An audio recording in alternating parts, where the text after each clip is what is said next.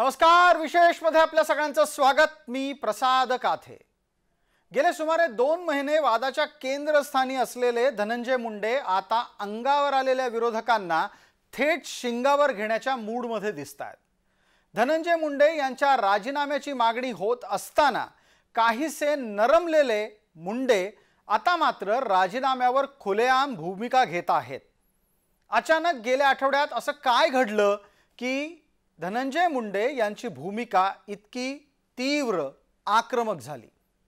धनंजय मुंडे यांच्या वादाच्या 50 दिवसांनी घडलेल्या प्रकरणातला एक आरोपी अद्यापही पकडला गेलेला नसताना मुंडे राजीनामा द्यायला तयार नाहीत। ही स्थिती कशामुळे निर्माण झाली आहे? त्यातही जेव्हा धनंजय मुंडे राजीनाम्याची मागणी धुडकावून लावतात तेव्हा त्याचा अर्थ काय असतो ते समजून घेऊयात आजच्या विशेषमध्ये। धनंजय मुंडे वादाच्या केंद्रस्थानी असताना नवी दिल्लीला पोहोचले। नवी दिल्लीला त्यांनी केंद्रीय मंत्री प्रल्हाद जोशी यांची भेट घेतली। मुंडे राज्यात अन्न नागरी पुरवठा खात्याचे मंत्री आहेत। त्यांनी केंद्रात त्याच खात्याचं काम पाहणाऱ्या प्रल्हाद जोशी यांची भेट घेऊन शासकीय कामकाज केलं। हे शासकीय कामकाज करत असताना धनंजय मुंडे यांनी आपल्या विभागाच्या अनुषंगाने असलेल्या मागण्याही मांडल्या। त्यांच्या चेहऱ्यावर आत्तापर्यंत राज्यात सुरू असलेल्या वादाचा लवलेशही नव्हता। आणि इतकंच नाही तर ही बैठक आटपल्यानंतर धनंजय मुंडे यांनी पत्रकारांसमोर काही विधानं केली। त्यातलं पहिलं विधान होतं पक्ष आणि पक्षाच्या राष्ट्रीय अध्यक्षांनी म्हणजेच अजित पवारांनी सांगितलं तरच ते राजीनामा देतील। मुंडे स्वतःला नैतिकदृष्ट्या चुकीचं समजत नाहीत।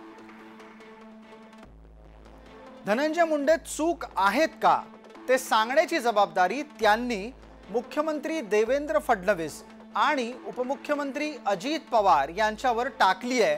हे विशेष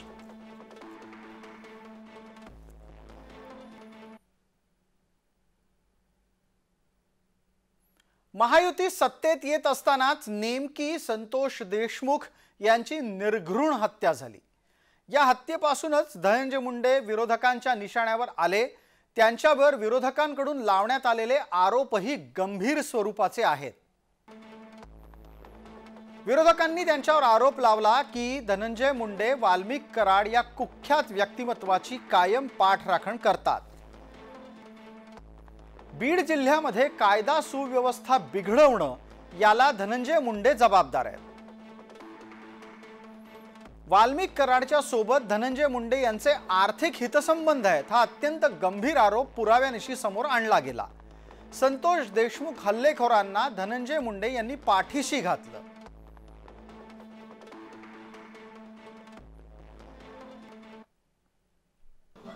टार्गेट करून एखाद्याला संपवणं हे फक्त त्यांनी चालू केलेलं आहे।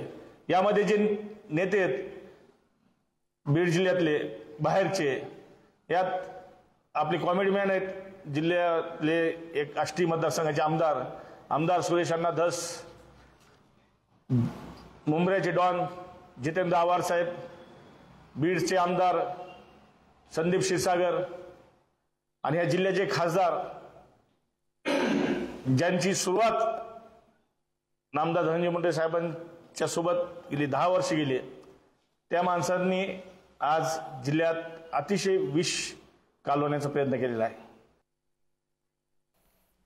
मुंडे जेव्हा स्वतःहून राजीनामा द्यायची शक्यता फेटाळून लावतात तेव्हा त्याचा अर्थ हा निश्चित असतो। धनंजय मुंडे स्वतःला निर्दोष समजतात हा त्यातला पहिला अर्थ आहे। विरोधकांच्या आंदोलनाला धनंजय मुंडे यांच्या लेखी काहीही महत्त्व नाही। संतोष देशमुख हत्या प्रकरणाच्या नंतर गेल्या बऱ्याच दिवसांपासून विरोधक आंदोलन करतात हे विशेष। मात्र दुर्घटनेबाबत मुंडे यांची भूमिका तटस्थ आहे। त्यांनी सातत्यानं हल्लेखोरांवर कारवाई व्हावी आणि इतकंच नाही तर दोषींना गंभीर शिक्षा व्हावी ही भूमिका मांडली आहे। पण त्यासाठी ते स्वतःला जबाबदार समजत नाहीत। पक्ष संघटना आणि नेतृत्वाची भूमिका धनंजय मुंडे यांना महत्त्वाची वाटते, म्हणूनच राजीनामा कुणी मागावा याबाबत मुंडेंचं एक विधान आहे. धनंजय मुंडे एका प्रकारे असं वागून असं म्हणून नेतृत्वावर सुद्धा दबाव निर्माण करतायत, हे विशेष.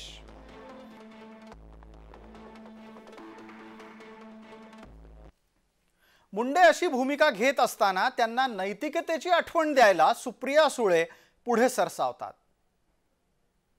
आम्ही काय मागणी करतोय, आम्ही जी मागणी करतोय आणि सगळे पक्ष, त्याच्यात अजित पवारांचा जो एनसीपी अजित पवार आहे तो पण आहेच ना मागणी करण्यात, राजीनाम्यात.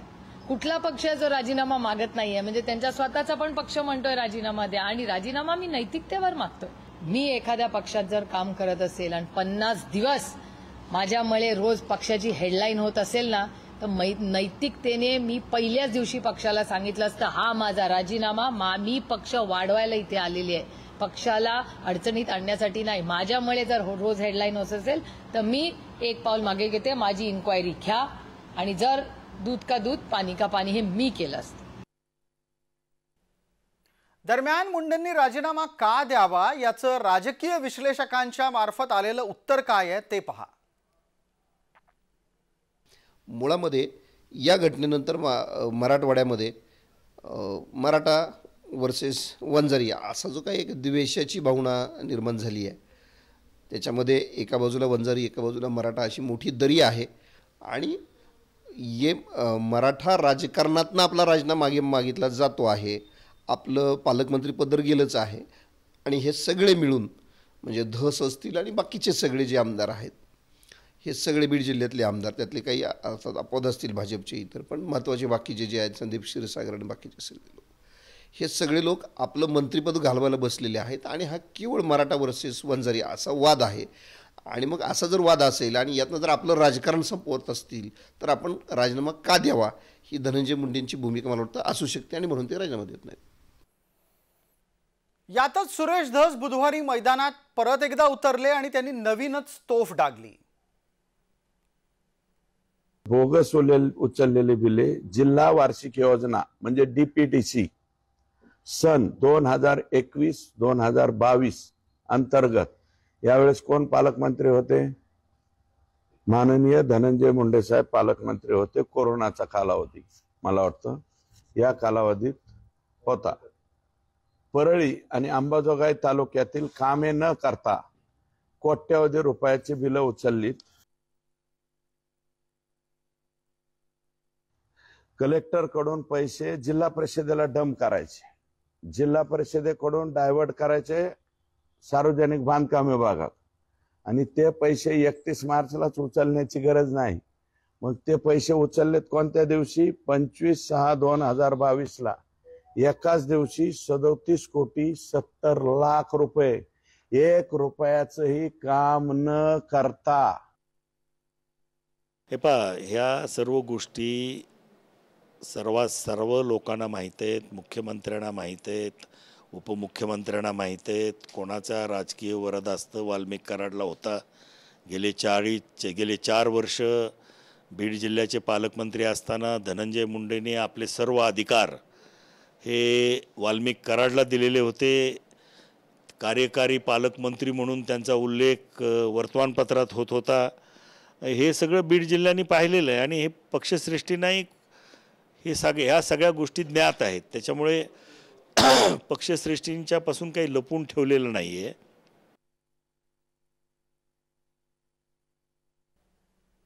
या सगळ्या गदारोळात मुंडेंच्या विरोधातली आघाडी वाढतच गेली. मुंडेंच्या विरोधात स्वकीय आहेत आणि परकीय सुद्धा. पण या आघाडीतले प्रमुख चेहरे कोण ते पहा. धनंजय मुंडेंच्या विरोधातली प्रमुख आघाडी आहे सुरेश धस, सुप्रिया सुळे, अंजली दमानिया. यानंतर या आघाडीत नावं येतात जितेंद्र आव्हाड, बजरंग सोनावणे, प्रकाश सोळंके.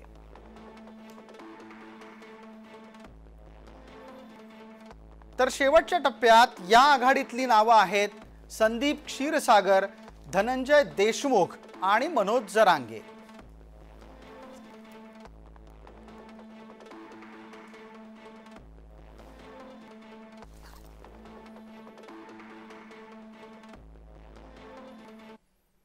मात्र कितीही झालं तरी मुंडेंच्या भूमिकेचा राजकीय अर्थ वेगळाच असतो आणि तो आपण लक्षात घेणार आहोत। धनंजय मुंडे राजकारणात अजित पवार यांचे खासम खास म्हणून ओळखले जातात। त्यांची राजकारणातल्या भूमिकांच्या अनुषंगाने ही ओळख आहे।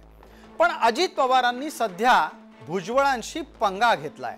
भुजबळांना अजित पवारांनी मंत्री केलेलं नाही। अशातच धनंजय मुंडेंना दुखवून अजित पवारांना आणखी एक समाज दुखवायचा नाहीये।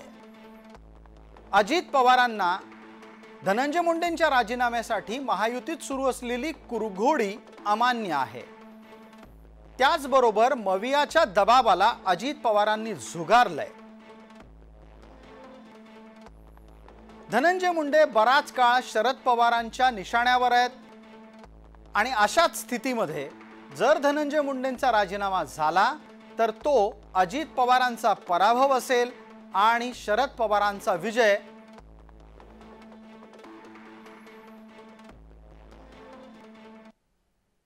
या सगळ्या गदारोळात पंकजा मुंडे मात्र अजित पवारांना भेटायला पोहोचल्या। पंकजा मुंडे आणि अजित पवारांची ही भेट शासकीय कामकाजाच्या निमित्ताने होती, पण धनंजय मुंडे वादात असताना पंकजा मुंडे अजित पवारांच्या बरोबर शासकीय कामकाज करताना दिसल्या आहेत।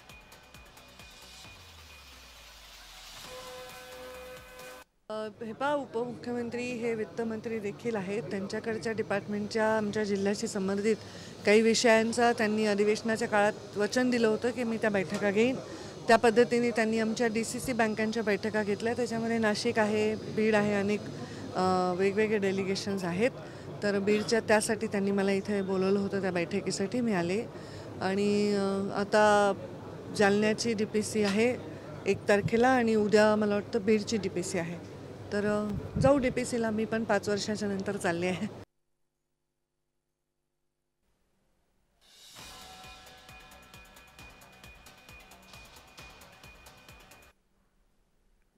या राजकारणामध्ये जात विसरून कशी चालेल?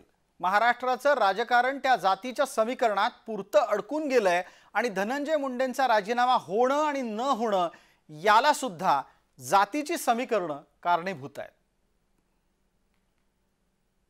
मुळामध्ये काय की वंजारी समाज मुंडेंच्या मागे उभा राहिला आणि मुंडे हे भाजपचेच नेते होते, त्यामुळे नॅचरली सुरुवातीपासूनच त्यावेळेपासूनच वंजारी समाज हा भारतीय जनता पक्षाचा मतदार आहे। मी आता म्हटलं तसं युती सरकार 95चं सत्तेत येण्यात सुद्धा जे काही महत्त्वाचे 5-6 घटक होते त्याच्यामध्ये जातीय दृष्टिकोनातनं वंजारी समाज हा महत्त्वाचा घटक होता आणि तो परंपरागत भारतीय जनता पक्षाचा मतदार तेव्हापासून आहे, तो आजही आहे।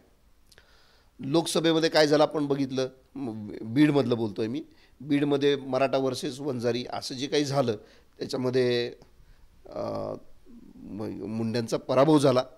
मुंडे घराचा एका अर्थाने तो पराभव होता। त्यामुळं वंजारी समाज हा भारतीय जनता पक्षाचा पारंपरिक मतदार आहे। भारतीय जनता पक्षाच्या अगदी सुरुवातीच्या काळापासून वंजारी समाज मुंडेंच्या माध्यमातून भारतीय जनता पक्षाच्या मागे आहे आणि तो आजही तितकाच ठामपणे आहे। त्यामुळं जो परंपरागत मतदार आहे तो भारतीय जनता पक्ष गमावणार नाही, त्याला नाराज करणार नाही। विशेषच्या या भागामध्ये तुर्तास इतकंच। आपण पाहत रहा फक्त जय महाराष्ट्र।